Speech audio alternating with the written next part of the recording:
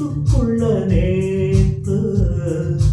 ஒன்ன நினைச்சேன் வெக்க நேரம் போக மஞ்சள் குடிச்சேன் கொஞ்சம் மறைஞ்சு பார்க்கவா இல்ல முதுகு தேய்க்கவா அது கூடாது இது தாங்காது சின்ன காம்புதான பூவை தாக்குது பொத்தி வச்ச மல்லிகை மொட்டு புத்து வச்சு வெட்கத்தை விட்டு பேசி பேசி ராசிகான